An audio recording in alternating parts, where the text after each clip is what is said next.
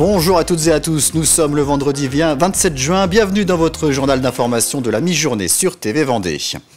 Et on commence cette édition avec un accident de la route survenu ce jeudi en fin d'après-midi sur la commune de Saint-Georges de Pointe-Indou.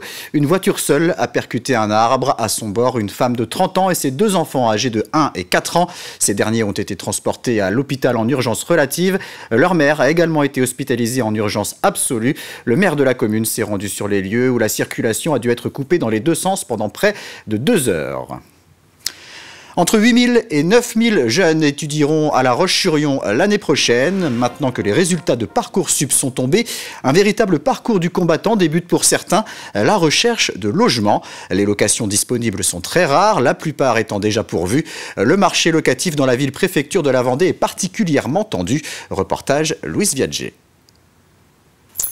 Voilà, mademoiselle. Merci. La remise des clés est un soulagement pour Toscane. Elle entre en deuxième année à l'ICES en septembre, mais elle guette les annonces de colocation depuis le mois de mars.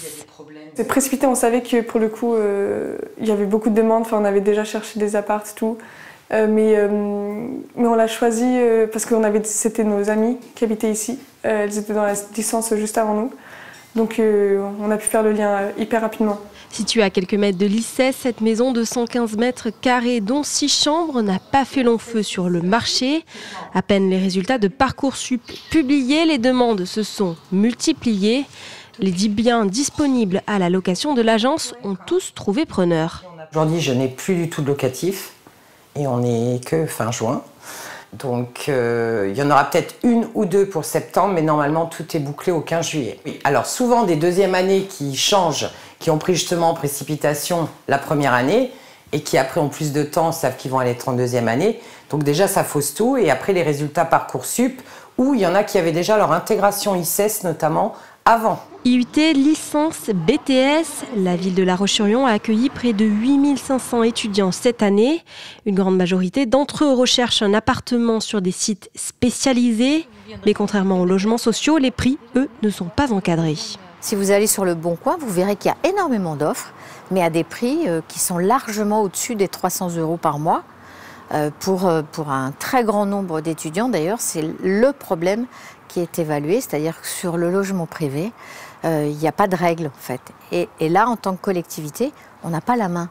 Il va falloir qu'on trouve des outils, qu'on imagine des choses pour justement que l'étudiant n'ait pas ces sommes importantes à verser. Pour trouver des solutions, la ville a lancé l'Observatoire du logement, une enquête auprès des étudiants, des bailleurs et des établissements d'enseignement supérieur.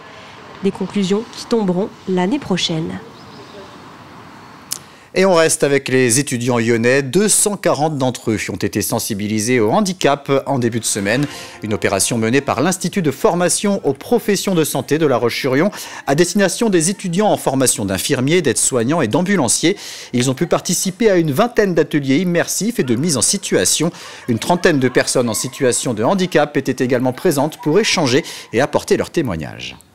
Quand on avait fait une petite enquête, la moitié des étudiants ont déjà eu des sensibilisations au collège, au lycée. Donc ça, c'est pas quelque chose... Alors nous, on veut, dans ce genre de journée, qui est à travers les témoignages, à travers des échanges, une rencontre, l'immersion. On a essayé, j'allais dire, de les mettre au plus près les uns des autres, de différentes situations. C'est-à-dire que... Alors on a des gens exceptionnels qui viennent témoigner, qui ont envie de témoigner, qui sont sur un handicap psychique, qui sont sur un handicap moteur, qui ont différentes, on a différents aspects du handicap. Et c'est là où, j'allais dire, l'immersion, elle prend tout son sens, quoi. Ils ont seulement 14 ans, mais ils ont déjà monté leur entreprise. À Roche-Servière, 18 élèves de 3e du collège Saint-Sauveur ont relevé le défi de l'avenir du bois. C'est le nom de cette mini-entreprise au sein de laquelle ils ont produit et vendu des casse-têtes en bois.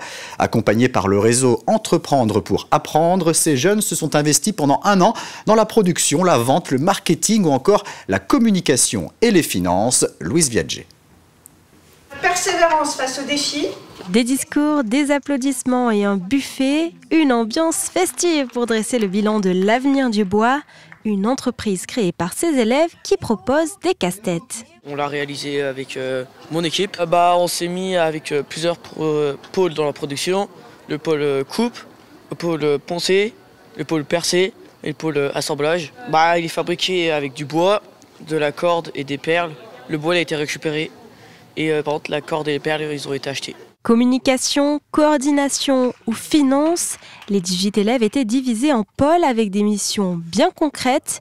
L'objectif est récolter un maximum de visibilité et de bénéfices. On a vendu au Leclerc de Chaland, on a vendu à la Guinguelp de Sport to Help. Du coup, Sport to Help, c'est l'association à laquelle on a reversé tous nos bénéfices. 362 € de bénéfices remis par les élèves à l'association Sport to Help. Une somme qui financera la construction de châteaux d'eau au Niger, l'accomplissement d'un travail d'1 an encadré par leurs enseignants et des entrepreneurs. Le groupe il a évolué étant donné qu'avant au final on ne s'aimait pas tant que ça et puis on a appris à se coordonner ensemble et à travailler en groupe. C'est une qualité très importante dans l'entreprise et que même si y en a qui s'apprécient moins, on est quand même capable de faire un travail correct ensemble parce que on met nos antipathies de côté. Les jeunes partent de rien, trouvent une idée, construisent le projet, trouvent un logo, un nom d'entreprise et vont devoir aller jusqu'à présenter leur projet. Et nous, Entreprendre pour apprendre, on leur organise des salons des ventes, on leur organise un festival régional qui a eu lieu cette année à Angers, qui a lieu l'année prochaine en Vendée, où les jeunes vont devoir convaincre le jury que leur projet est le meilleur pour obtenir des labels ou aussi pour être primés au niveau régional. Les résidus de bois des casse-têtes seront remis aux futurs 3e. Ils pourront les vendre pour créer ensuite leur propre entreprise. Un mot de sport avec un résultat qui vient de tomber du côté des herbiers à l'occasion des championnats de France de cyclisme. Victoire vendéenne sur l'épreuve amateur femmes. C'est Noémie Abgral de l'équipe Les Dynamics La Roche-Vendée Cyclisme qui s'impose. 2e victoire consécutive après le succès l'année dernière de la Lyonnaise Sarah Pop. On se quitte avec quelques images de la baie des Sables d'Olonne et la parade des participants à la course Les Sables Horta, Les Sables dans la catégorie classe 40. Le départ sera donné ce samedi. On se retrouve à 18 h pour un nouveau point sur l'actualité vendéenne. Très bonne journée sur TV Vendée.